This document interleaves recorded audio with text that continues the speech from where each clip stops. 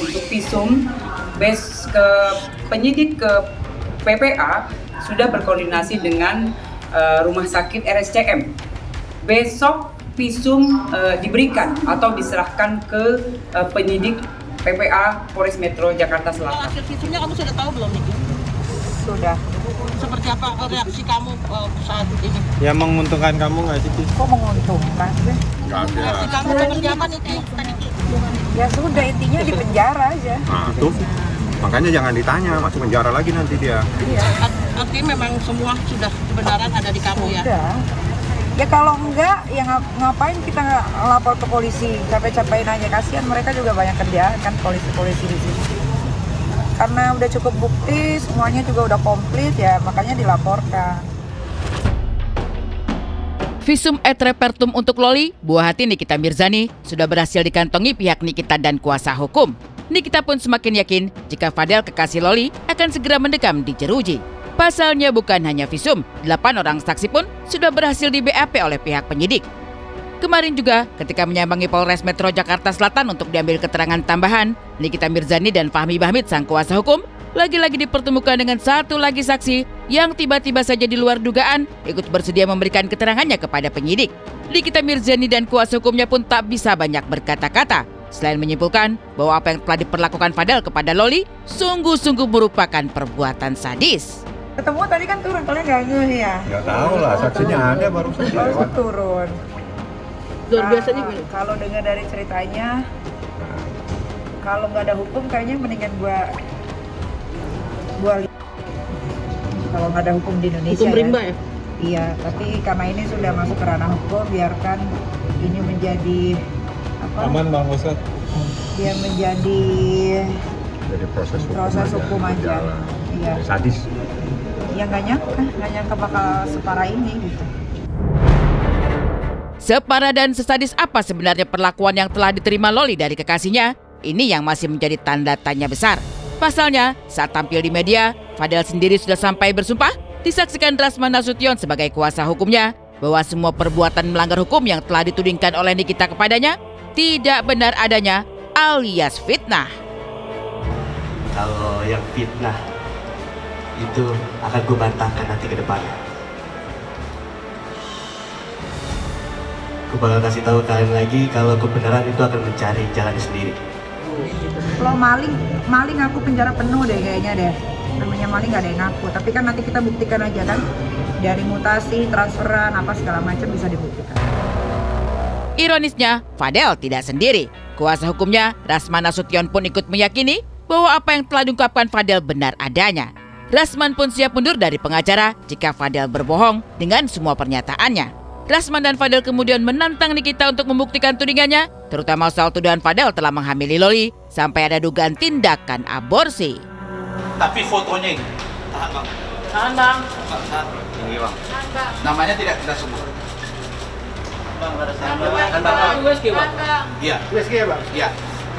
Siapa bang? Saya tegasin, bukan saja saya mundur sebagai pengacaranya, saya yang minta dia ditangkap. Karena pasalnya bertambah, yaitu memberi keterangan palsu secara nyata dan sadar. Gue pastikan, gue sama Loli tidak pernah tidur bareng, tidak pernah berhubungan intim, dan tidak pernah menghamili, apalagi aborsi. Itu, gue bisa tanggung jawab. Dan kalau memang terbukti ada hamil dan aborsi, gue yang akan masuk ke dalam penjara itu sendiri. Foto USG-nya dia itu membuktikan apa yang selama ini disangkal sama dia. Ngapain orang USG kalau tidak terjadi sesuatu? Apalagi USG anak kecil itu tidak berlaku. Anak yang di bawah umur tidak boleh melakukan perbuatan hukum. Mana ada boleh USG umur segitu, berarti kenapa itu? Kasus Nikita Mirzani melawan Fadel kekasih Loli memanas, nama Denny Sumargo ikut terseret. Nikita memposting kekesalannya kepada Denny Sumargo yang menghadirkan Fadel di acara podcast miliknya, serta menuding Densu telah diprank oleh kekasih Loli tersebut bersama keluarga besarnya. Lantas, apakah Densu pun ikut merasa tersinggung karena aksi Nikita Mirzani ikut membawa-bawa namanya dalam pusaran kasus Loli Fadel? Oh ya, saya sempat di-tag ya, katanya saya di-prank. Saya sih nggak ngerasa di-prank ya, karena saya podcast orang itu banyak. Ada yang bohong, ada yang jujur, ada yang ngeprank, ada yang enggak. Dan saya pikir meja podcast saya bukan untuk saya mengadili orang ya. Ketika menghadirkan Fadel di acara podcast miliknya, Densu akui sempat meminta keluarga Fadel untuk tidak memperpanjang urusan karena ini berurusan dengan sosok Nikita Mirzani yang nekat serta tidak pernah takut untuk melawan siapapun di ranah hukum. Belakangan saran tersebut tidak diindahkan. Densu pun hanya bisa ikut merasakan kesedihan lantaran masalah yang kian besar serta belum kunjung ada titik temu. Juga sudah sempat sih secara off the record memberi masukan lah kepada kakak tertuanya Fadel. Alangkah baiknya jangan diperpanjang dong, karena nggak bagus. Nggak bagus buat you punya keluarga, nggak bagus juga buat semua pihak sih menurut aku. Tapi sayangnya sekarang akhirnya jadi agak panjang, saya juga sedih ya lihatnya. Segera selesai, tidak ada mantan ibu, tidak ada mantan anak, karena mereka adalah ibu dan anak, satu darah, dan saya berharap masalah mereka bisa segera selesai. Saya pasti doakan yang terbaik dan saya akan bantu yang terbaik untuk damai. Kalau cari ribut-ribut saya nggak mau komentar. Di kalangan podcaster, ada juga sosok Fadi Iskandar yang justru baru sempat menghadirkan Nikita Mirzani di acara podcast miliknya. Mengaku cukup banyak tahu masalah yang sedang terjadi, Fadi Iskandar hanya bisa berharap agar masalah Nikita bersama Loli sang anak, juga dengan Fadel kekasih Loli, segera bermuara pada satu titik temu yang lebih menyejukkan hati. Sebenarnya jujur, gue sedih ya melihat kejadiannya harus seperti ini. Karena waktu pas Nikita di podcast gue, dia sempat off the recordnya ya, dia sempat cerita bahwa sebegitu sayangnya dia sama anaknya. Apapun itu yang namanya anak, tetap anak ya, nggak ada mantan anak. Semarah-marahnya mulut dia bilang, udah gue hapus dari kakak gue, udah nggak gue anggap anak. But still, gue tahu dia sayang sama si Loli ini.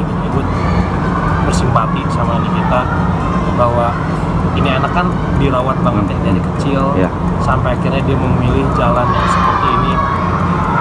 Ya itulah beratnya jadi orang tua sih menurut gue gitu.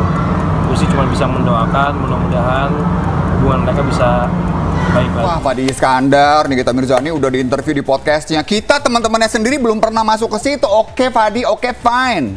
Belum ada beritanya. Jangan sampai ada berita dong. Mau kita cari beritanya? Enggak dong ya. Jangan dong Oke, tapi ya membahas tentang podcast tadi, mungkin ada beberapa pihak yang merasa bahwa mungkin dua sisi harus didengarkan juga. Tapi dalam hal ini mungkin ada satu hal yang perlu digarisbawahi, bahwa dari kemarin-kemarin mungkin yang sering di-highlight adalah pertikaian antara ibu dan anak. Tapi justru pada akhirnya meskipun pernah gitu ya Nikita melontarkan sebuah statement di mana mungkin sudah tidak mau mengurus anaknya lagi, tampak jelas di sini bahwa pada akhirnya apapun yang diterpa oleh anaknya atau mungkin kejadian tidak mengenak apapun gitu ya, akhirnya Nikita Mirzani pun bersedia menjadi garda terdepan dalam membela anaknya. Namanya ibu ya, pasti akan membela anak tercinta.